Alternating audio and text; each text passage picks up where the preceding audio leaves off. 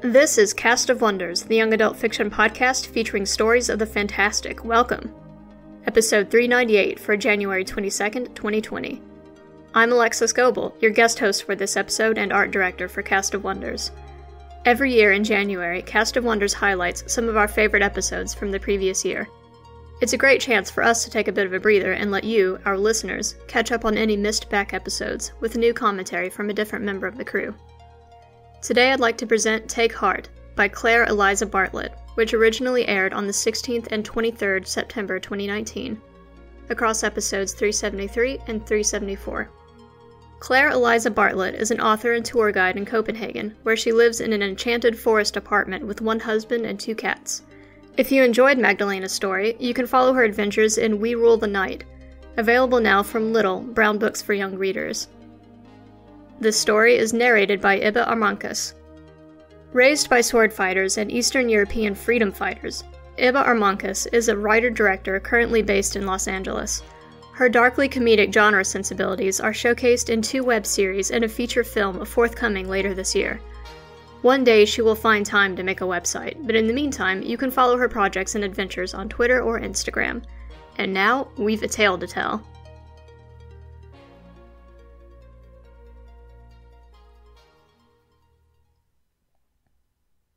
Take Heart by Claire Eliza Bennett, narrated by Ibba Armankas. Magdalena perched on the edge of a flimsy folding chair, fingers knotted. The overseer's office reverberated with the movement of the factory, a steady, pounding rhythm that made up the heartbeat of the city of Tamen. She focused on the way the inkwell trembled, rather than on the overseer behind the desk, the woman who held Magdalena's past and immediate future in her hands.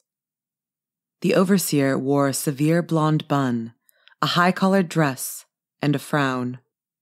She leaned over and lit a gas lamp on the desk with a flash of spark magic from her fingers, pushed aside the little sign that said, Mrs. Verona, and held Magdalena's papers up to the light. I see why Mrs. Ushenka recommended you, Mrs. Verona said at last. Magdalena saw why, too. Her examination scores were the highest of her year. They were the highest the technical school had seen in the last 7 years, 1 point from perfect. Mrs. Ushenka also told me you were rejected from the university. Mrs. Verona set the papers down and folded her hands. Why did you apply? Because I could have gone. Because I should have gone. Magdalena swallowed. I like challenging myself. She hoped that Mrs. Verona took the softness in her voice for shyness and not for shame. The university didn't take girls. Everybody knew that. But she'd hoped. She was so good at hoping. Apparently, hope and good scores didn't count as much as being a boy. Mrs. Verona's gaze swept over her again, assessing. We don't usually take on new hires without a process, but Mrs. Ushenka was glowing in her recommendation, and you're tall enough for the job. Tall was what polite women said when they meant big. Magdalena was the tallest girl she knew, true. She also had broad shoulders, wide hips, large hands. The breakers are down 1, and I think you're well suited. What do you say to a trial shift? Thank you. Magdalena couldn't say no. Her parents had given her enough money for the train to take her from the capital to Tamen, and to lodge for a week at the all-girls boarding house. They'd known she'd get a job at one of the factories, and she couldn't let them down. Perhaps some of her defeat showed in her face, for Mrs. Verona leaned over the desk and patted her arm. Take heart, dear. The university's full of backwards theoreticians. Here you're going to make a real difference. The war needs people like you. The war needed new machines and big ideas. So Magdalena had thought when she submitted her university application. But maybe Mrs. Verona was right, and what the war really needed was hard labor. So she nodded, and Mrs. Verona surprised her with a smile. Let's get you started then. She led Magdalena out onto the factory floor.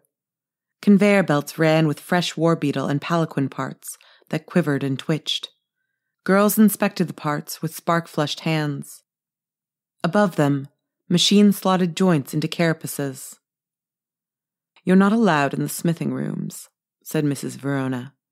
"But the finished parts come here, then drop on the belt. If they pass inspection, they'll be sent to the assembly floor." Half a palanquin stood on the assembly floor, little more than 6 legs in the undercarriage.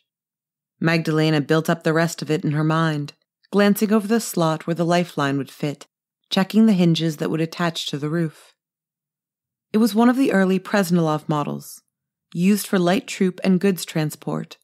She'd redesigned the body to hold more cubic meters of space as an early project at the technical school. Somehow, she didn't think that would impress Mrs. Verona. "And the breaker room is this way. Don't dawdle, dear. There's a war going on." Magdalena tore her eyes from the assembly floor and followed Mrs. Verona to the back of the factory hall, past sheet presses and cranes, and girls who looked at her with mild curiosity. The breaker room was a square open space at the back of the factory. 2 long doors at the end of the room could be opened for delivery, and a little war beetle hung from a hook in the ceiling. 5 girls stood around it. They looked up, and a redhead detached from the group, swinging her long-handled hammer up to her shoulder as she approached. At 183 centimeters, Magdalena was used to being the tallest girl around, but this girl was taller, and her biceps were the size of Magdalena's head. The girl bounced the hammer on her shoulder as Mrs. Verona introduced her. "This is Julia, the senior breaker and your supervisor. Julia, Magdalena is your newest recruit." "Welcome." Julia had a husky voice, low and pleasant, and a handshake that could crush rocks. Magdalena put her hand behind her back, trying to surreptitiously massage her fingers back into their proper shape. "When you're on the floor, Julia's in charge. Any further questions or problems are referred to me." Mrs. Verona nodded at the war beetle. "I'll leave you to the rest of it." Julia nodded. Mrs. Verona patted Magdalena's arm, smiling at her one last time. Then she swept back across the floor towards her office. "She picked you because you were big, didn't she?" Julia said. Her smile didn't seem challenging or angry. "Mrs. Verona lacks imagination. Big girl equals big muscles. We'll start you off on the small hammer and work up from there." She didn't mean anything by it, Magdalena told herself as she followed Julia to the little kitchen on the side of the breaker room. All the same, it was hard not to feel like a failure already. She couldn't think her way into university, and she couldn't swing a big hammer with the rest of the girls. "Since everyone stopped for tea, I'll introduce you. That's Ayla." Julia pointed to a short girl who had more muscles in one arm than Magdalena had on her entire back. Ayla managed a muffled, "Hello," around a mouthful of biscuit. Julia pointed again. "This is Jakuta. She has a really interesting story about ice bears." Jakuta had bronze skin and dark brown eyes that she narrowed at Julia. "It is really interesting." The other snorted. Jakuta stuck a cigarette in her mouth and ignited it with a flash of spark from the end of her finger. "Yeah, the first 10 times. And here we have the twins, Leludo and Doro." Leludo was slim and tan, with long-lashed eyes and a black braid that swung to her waist. Doro, by contrast, was pale, nearly as tall as Magdalena, and had dark blonde hair cropped just a little above her chin in the current style. The twins nodded with the same curt dip of a chin. Julia poured Magdalena a cup of tea from a teapot that sat on a little iron stove. "The rules here are simple. If you get tired or thirsty, come in and get a drink. If we're on the floor and a girl shouts stop, you stop. Don't shout stop unless you've got something to shout about. And remember, we have a quota." "Slow down. She looks a bit overwhelmed," Leluda said. "I'm confused, actually. I'm not entirely sure what my job is," Magdalena confessed. Julia smiled. "Get a crowbar. I'll show you." It turned out that breakers broke things. Specifically, palanquins and war beetles. Ruined ones came in from the front, and the scrap was sent back to the forge. They got the occasional plow, but most of their projects were hauled from the aftermath of a battle. It could be dangerous work, Julia warned as she took Magdalena through various equipment. Living metal retained and absorbed emotion, and the high trauma of war sometimes pushed it beyond repair. War machines were powered by spark magic, and sometimes held on to their users' fears long after the human involved had died. At the technical school, Magdalena had heard stories of war machines that could move on their own and lash out with residual anger. But the war beetle that hung in front of her now was motionless, as harmless as a 1-ton living metal machine could get. Magdalena shadowed Julia, using her crowbar to pry up pieces of hull and get into the heart of the war beetle. The other girls shouted back and forth as they worked.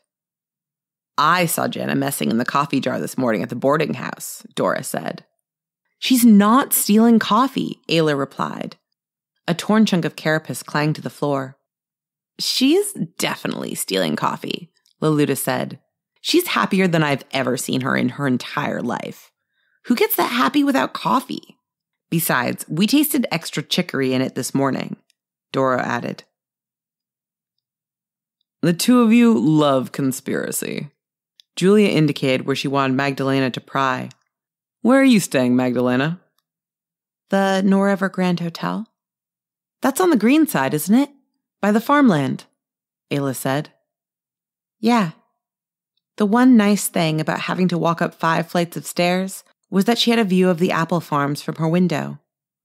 They were the only pretty things she'd seen in Tammin so far, blossoming pink and white in the brown and gray factory town. "I live on the green side," Jakuta said. "I used to walk in the orchards with my boy, before he got conscripted. I'll show you the shortcut to the apple orchard sometime." They worked for an hour before Julia called a break. "How are you feeling?" she asked Magdalena. "Fine," Magdalena panted, realizing how out of breath she was. Julia shook her head. "Remember, you get tired, you take a break. Because if you don't, you'll end up smashing a hammer on your foot." "Or worse, my foot," Ayla called. The routine was repetitive and rhythmic, just like everything in Tammin. They worked. They drank tea. They worked some more. They ate lunch in the canteen with the other factory girls. Magdalena had to admit there was some peace in being a breaker. She aimed. She moved the crowbar or the hammer. She smiled at the crunch it made as metal flew apart beneath her. But at the end of the day, it was boring. Whenever she stopped to take a break, thoughts crowded her mind. The exact angle of an optimal swing. The force needed to break a leg or a carapace or an axle. How to make a machine to smash it all for them. How to put the pieces back together again. How to build a better knee joint for a war beetle. How to. Her hands itched for paper and pen. But what would she do with them? Her comrades were nice. No one sat around arguing thermodynamics or trying to see how many legs they could fit into a palanquin design before their instructor told them off. But they never insulted her or tried to make her feel inadequate. It wasn't the competitive atmosphere of school. Magdalena wouldn't admit it to the girls, but she wished she was back there. The breakers got their first big problem in the middle of Magdalena's second week. The small combat palanquin seemed unharmed except for the driver's box, which had folded outwards. A dark blast pattern said, "Grenade." The box was stained in ways Magdalena didn't want to contemplate. The edge of the torn lifeline dug deep into the heart of the palanquin, and still pulsed with residual spark. Julia crossed her arms as the delivery boys slid it from their flat-backed transport palanquins onto the factory floor. "We don't deal with rogue ones," she said. "We've got our orders," the driver replied. He was the first boy Magdalena had seen since coming to Tammin. "That shouldn't make it my problem," Julia argued. He laughed. "Come on, we mess up the transport, you fix it. Would you rather do my job?" She watched him leave with her arms crossed and her jaw working. The palanquin vibrated with rage. Joints twitched and its steel feet clicked on the floor. Magdalena felt hot and irritated when she neared it, like her skin was 2 sizes too small. "We could wait until it's calmer." Doro suggested, but she sounded unsure. There must be some equation for the time it took for energy to dissipate. If Magdalena knew the amount of spark that churned through the engine, combined with the engine's efficiency and tendency to hoard latent spark, Julia was less scientific. It'll take ages. We don't meet quota by sitting around. We'll chain it like the others. Loluto and Doro groaned in tandem. Stop moaning and go get them. Julia used a long pole to haul on the ceiling hook until it brushed the ground. The rest of the girls looped chains through the iron eyes set on the concrete floor. Magdalena followed their lead, hefting a chain with links the size of her hand. Julia fixed the hooks to the end of each chain. When I say, pull. Hard, she instructed. Julia approached the palanquin like it was an injured bear, but it didn't move. She slid the first hook around the leg, and when the palanquin didn't respond, she let out a sigh. Magdalena found herself following suit. This wouldn't be so bad. Julia was on the fourth leg when the palanquin swiped at her. Anger surged from it, hitting them all in a wave. Julia dodged. Pull, she yelled, and Magdalena barely had time to tighten her grip before the palanquin yanked her forward. She planted her feet and pulled until her shoulders burned. The palanquin twisted, legs scrabbling. She could imagine its snarl. Julia tried to catch the leg with swift, jabbing motions, but it soon became apparent that the palanquin was too quick for her. How is this possible? She puffed as her hook scraped along a leg. Magdalena's technical brain took over. It detects the vibrations of your feet. I know that. Even though she couldn't see Julia, Magdalena suspected her supervisor was rolling her eyes. Maybe if we move differently somehow, or surprise it. Magdalena hauled on the chain. The palanquin slid a good meter before it managed to pull back. When she loosened her grip, it turned its attention back to Julia. It only focused on one person at a time.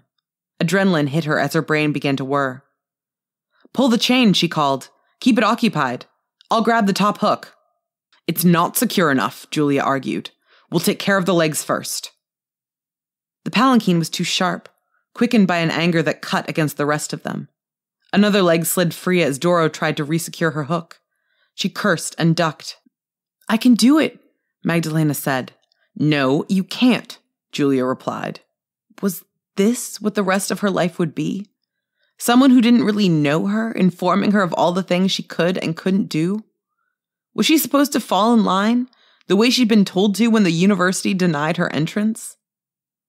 If no one thought her capable now, she'd have to prove she was. She gave one last pull on the chain and then moved forward with sliding steps. What are you doing? Julia shouted. Magdalena took a deep breath. The palanquin was quick, yes, but it only came up to her shoulder. Fixing the hook should be quick work. She grabbed the torn rail on the edge of the driver's box. The metal bit into her hands, seared her fingers. Her stomach roiled. She heard Julia scream, Magda, stop! But she was here now, and surely the hard part was done. She clambered up. A haze of rage descended on her. She hated this place. She couldn't be here. She didn't know how to be here. This was a waste of everything she'd worked so hard to learn. The palanquin bucked and the haze lifted for a moment. All Magdalena could think was that something was wrong. Then her feet left the driver's box. The palanquin tossed again and she swung around. Her arm caught in the railing and cracked. Her fingers loosened without her permission, and she fell. Someone screamed distantly. Jakuta and Alia grabbed her by an arm each, and she gasped in pain. The anger receded in a wave, leaving her muddled and feeling sick. Her left arm hung strangely, as though it had one more bend than it needed. Julia and the twins backed away. The palanquin thrashed a few moments more, but with no one in range, it seemed to quiet, pulling back in on itself. Julia turned, pale and tight-lipped. Unease filled Magdalena, mixing with nausea. I'm okay, she lied, trying not to vomit. We can try again. Take her to the hospital, Julia said. The break had been clean and would heal nicely. That was the good news. The bad news was, well, everything else. Julia entered the factory hospital an hour after Magdalena had been patched up, wearing a storm cloud face. She flopped into one of the cheap metal folding chairs, making it scrape across the floor. Neither of them spoke for long moments. Magdalena wanted to muster the courage to apologize, but shame choked her whenever she tried to speak. She'd tried to be cleverer than Julia. Now she was more useless than ever. Rumor is that the front is creeping this way, Julia said, carefully polite. She kept her gaze fixed on the floor. Magdalena blinked. Okay. She'd expected Julia to say any number of things, but not that. It means we'll be seeing more palanquins like that one, where the anger's still fresh. Enemy palanquins, too, because resources were too scarce to waste. Conversation lapsed again. Julia worked her jaw. Finally, she said, I can't believe you. I'm sorry, Magdalena began. I don't need you to be sorry. I need you to understand. She pointed to Magdalena's cast. Do you know what happened to the breaker you replaced? Magdalena was pretty sure she didn't want to know. She lost a hand. Lost it. A palanquin fell on her arm and they amputated up to the elbow. Her voice cracked. When I tell you to stop, you stop. Did you forget? No. Magdalena looked down at her arm. She'd been swept up in her own cleverness. She'd wanted to prove she could do something. Julia propped her head in her hands. Her red hair flopped down over one eye. Maybe you're not cut out to be a breaker. Panic flipped Magdalena's stomach. I can do it, she said, too desperately. Julia looked up at her, raising an eyebrow. I swear, I can follow orders and do everything you tell me. I'll work on the scrap until I can't lift the hammer. I'll write your reports. Anything that doesn't need 2 arms. Julia's skeptical look softened, turned to pity. You really need this, don't you? She did. She needed to be useful. She might not have the money to get a train home, but more than that, she didn't have the courage to face her family, or Mrs. Ushenka, or anyone who'd believed in her. There had to be someone on this earth whose faith in her wouldn't be misplaced. Please, she said. Julia sighed. I'll tell Mrs. Verona not to fire you, but if you do it again, you're on your own. Take heart, Magdalena thought. She'd begged her way into a second chance. She was going to hold on to it, no matter what. Magdalena went back to work the next day. Her arm was tender and sore, and it made her even less useful than normal. She held chains and made tea. The other girls tiptoed around her blunder and looked at her like her broken arm wasn't there. Her brain went over her every move, dissecting. If she'd studied the palanquin more, could she have been able to avoid the break? To hook the chain through its top? It wasn't alive, after all, for all that it was called living metal. It merely used residual spark energy, amplifying the last emotion its driver felt. Its actions and reactions should be easy to predict. And when she wasn't thinking about her broken arm, she was thinking about everything else. About palanquin design, about how to make them smaller or lighter or use less living metal, about how to make lamps that could be used during blackout hours, about how to make a machine that could go rogue on purpose when pointed towards the enemy. Her brain never turned off, never shut down, and it would never go anywhere. I still have this, she kept reminding herself. I still need this. Jakuta bounced up to her one evening as they came off shift. Why don't we ever walk home together? I don't know, Magdalena answered, truthfully. She never even saw Jakuta leave after work. Well, we both live on the green side. We can go at least part of the way. So, they did. Jakuta led Magdalena through an alley and onto a little side street Magdalena had never seen before, where the houses were neat brick boxes and a few flowers pushed up through the dirt out front. They walked in silence for a while. Then Jakuta said, "You seem depressed." "I'm fine," Magdalena replied. She had to be fine, so she would be. "It's okay, you know. What you did with the palanquin was stupid and dangerous, but it was a mistake, and you learned from it." She shot Magdalena a look, as if to say, "Didn't you? Everyone makes mistakes." "I don't." She'd always checked her work at school and corrected that of her peers. And now it just seemed that she did things right and they always turned out utterly, utterly wrong. I just finally thought I'd be good at something. I thought I couldn't mess it up. And she told Jakuta about university and her failure. "I can't believe they did that to you," Jakuta said. "I did it to myself. I never should have applied." She never should have assumed that she could be bigger than she was. "Ridiculous. Of course you should have applied. You should apply again, this year and next year and every year. They can't tell you what your worth is. You can." She put a hand on Magdalena's arm. "And you can make mistakes and still be worthwhile." She gave Magdalena a half smile. "Did I ever tell you my story about the ice bear?" She told it. Magdalena laughed all the way home.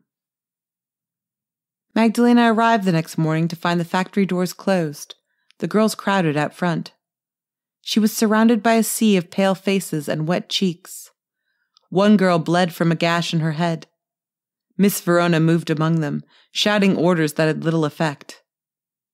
"Be calm," she called. "The police are on their way." Magdalena stopped the bleeding girl. "What happened?"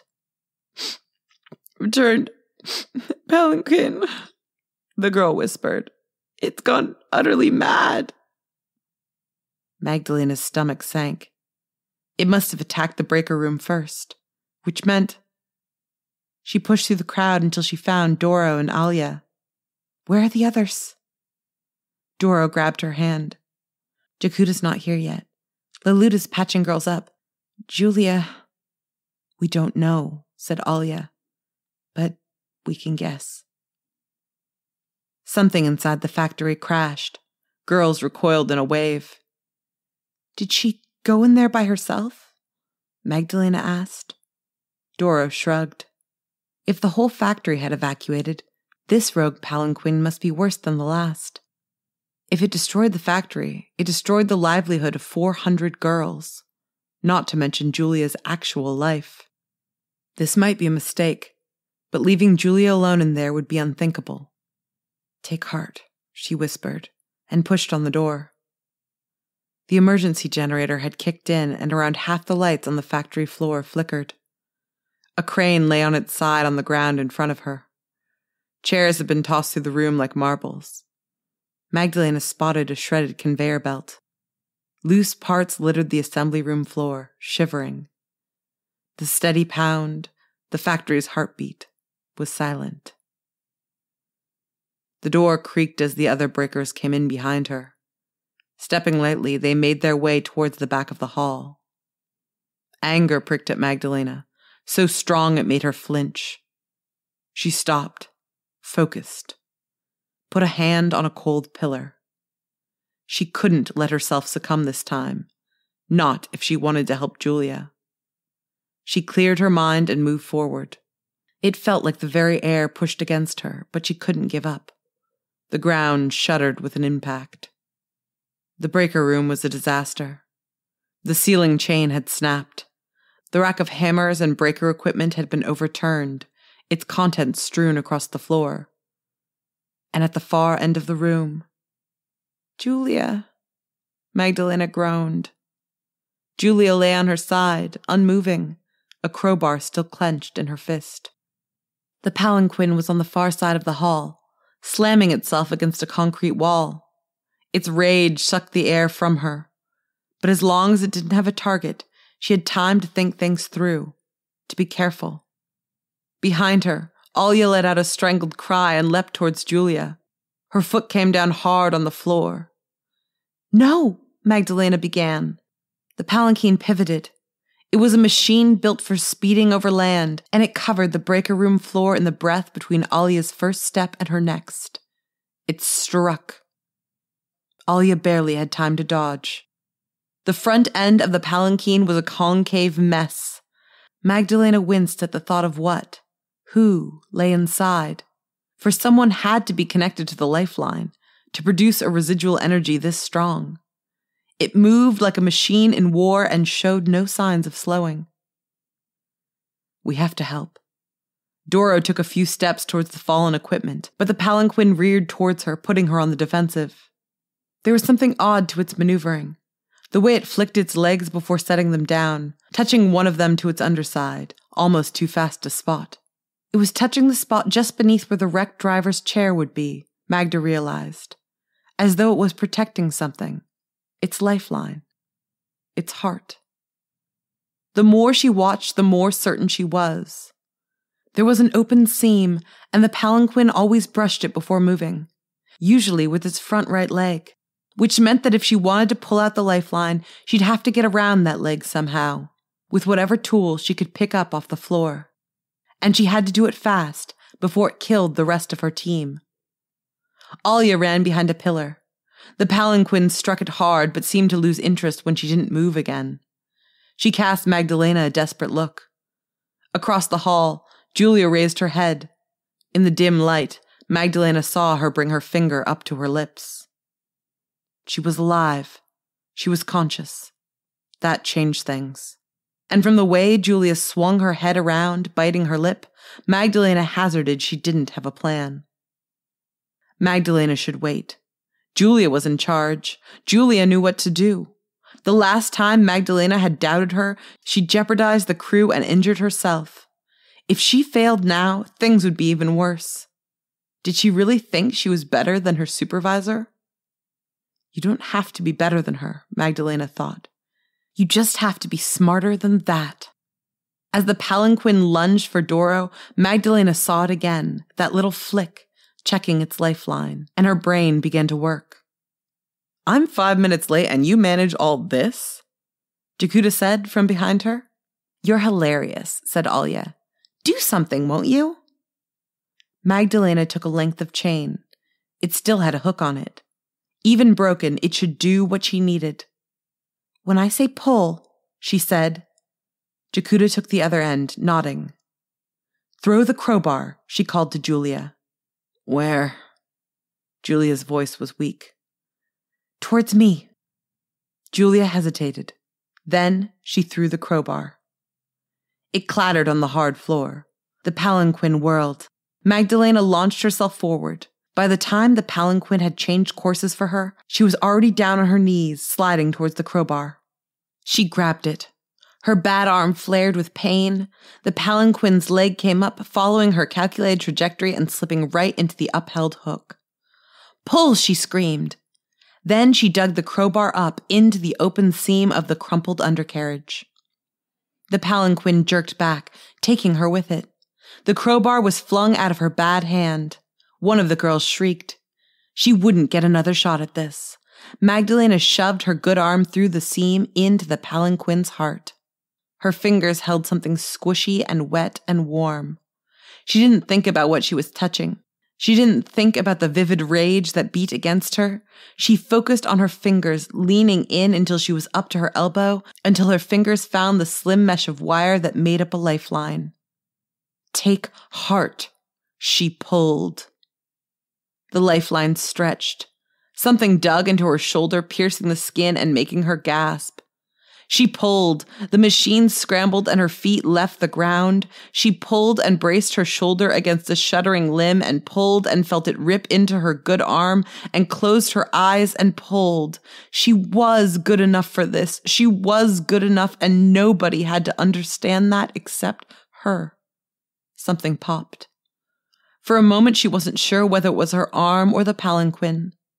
Then she fell free and the lifeline slithered past her to the floor. The palanquin staggered away, disengaging from her shoulder with a wet, sucking noise. She didn't realize she was on the floor until she saw the boots gathering around her. Her whole upper body was on fire. Her brain clouded not with infected rage, but confusion, fatigue. Hands gripped her at the waist and shoulders. Sharp pain bloomed again and again as they hauled her to her feet. Faces swam in and out of her vision.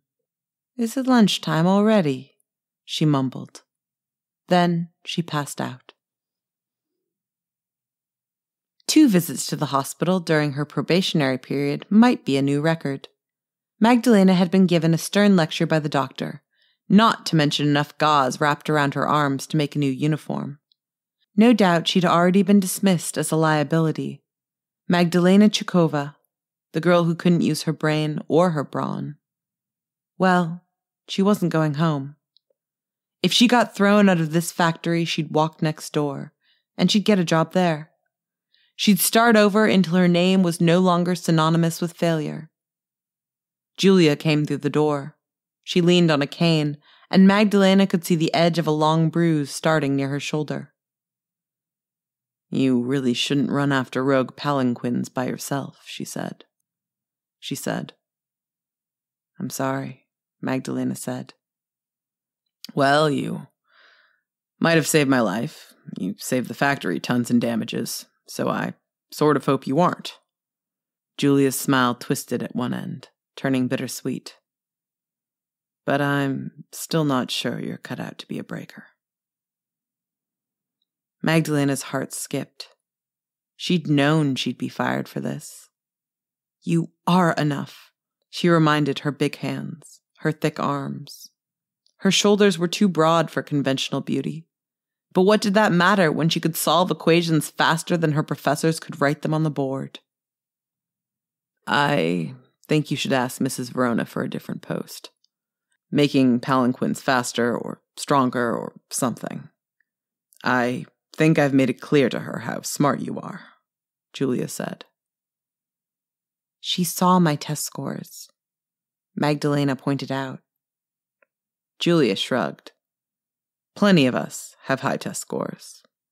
But you worked it out as you watched, didn't you? Where the lifeline was, how the palanquin tried to protect it." "It wasn't so hard," Magdalena said, more because she was embarrassed than because she believed it. Julia touched her cast gently. "Of course it was. Own it. Everyone else will try to discredit you. You don't have to help them. You saved the factory. You helped your team. You kept the police from risking their lives. You did something great." Magdalena felt her blush run down her neck, but she tilted her head up instead of trying to hide. She'd done something great. She'd done something right. Julia had a concussion and a twisted ankle, which she popped on the chair until Mrs. Verona came in with 2 cups of tea. Mrs. Verona's face was pinched up, worried, and fear trilled through Magdalena again, but Mrs. Verona just sat. "That was the strangest palanquin I've ever seen," she said, offering Magdalena a cup of tea. "I don't understand how it happened." Magdalena could guess. She pressed her lips together, trying to remember to be a good girl, but Julia put her hand on her arm, nodding. "I think it was a feedback loop," she said. Mrs. Verona's arched eyebrow told Magdalena that she was skeptical, but she was listening. "Not on the machine's power, but on its lifeline. When the driver died, he fired his fear into the lifeline. So the palanquin got scared, which made the fear worse, so the palanquin got more scared, and because he was still attached, it just kept going. It would have run itself down eventually." She couldn't say when, but she might be able to work it out, with enough time and confirm variables. "That's as good a theory as any." Mrs. Verona sipped from her own cup. They fell silent again. Magdalena knew this was her chance. Take heart. What was the worst Mrs. Verona could do besides say no? "I don't want to be a breaker," she said. It wasn't an office of her own. It wasn't even a table of her own. But as Magdalena took a seat, it was as much of a triumph as taking a top-floor office in a fancy building in the capital. Mrs. Verona had agreed to give her a trial as an engineer. If she could adjust designs based on the failures that came into the breaker's room, she could stay. And after the war, who knew? Maybe she didn't need the university to go on to bigger things. She still had an application, though, sitting off to the side. She'd fill it out when she had a spare minute, and again when they rejected her, and again. Magdalena took a sip of bitter factory tea, and the questions unfurled in her mind. She picked up her pen. There are so many things to love about this story. We get steampunk without overtly colonialist or Victorian trappings, huge war beetles that run on spark magic, beefy women, a protagonist who finds a role closer to her goal instead of accepting whatever other people believe she's capable of, and a message about persistence that makes it sound as difficult but worthwhile as it really is. Today's hero reminds us that not only is it okay to fail, it's natural. Failure doesn't make you unintelligent or worthless. You aren't automatically a bad or lesser person if you don't get something right. What matters is whether you can develop the will and tenacity to learn from your mistakes and grow. I hope we can all carry that energy into 2020 for the, excitement that this year will bring. For a brilliant in-depth analysis of the themes in this story, check out Catherine Inskip's essay at the end of the original Cast of Wonders, episode 374. Join us again next time, when another member of the team will bring you their favorite story of 2019. We love bringing you the best audio fiction week after week, but we can't do it without your support. Your donations pay our authors, our narrators, our servers, and our staff. Please consider supporting us with a monthly donation through either PayPal or Patreon. You can also review us on Apple Podcasts, request us on Spotify, and consider the stories we publish for award consideration. There are a lot of ways you can help. Join the discussion on the EA forum, forum.escapeartists.net, or visit us on Twitter at Cast of Wonders. Come say hello. Cast of Wonders is a production of Escape Artists Incorporated and is brought to you by your host for today, Alexis Goebel, our editor, Catherine Inskip, assistant editors Andrew Cahoe and Carissa Sluss, associate editors Tanya Bespalko, Amy Brennan, Alicia Caparoso, Trace Fontil, William Height Minor, Sean Proctor, Ray O, Susie Rodriguez, Emma Smales, and Chris Tang, community manager Danny Daly, and our audio producer Jeremy Carter. Our episodes are released under the Creative Commons Attribution, Non-Commercial, No Derivatives 4.0 International License. That means you can download or listen to the episode on any device you like, but you can't change it or sell it. Our theme music is Appeal to Heavens by Alexei Nov, available from Promo DJ or his Facebook page. Thanks for listening.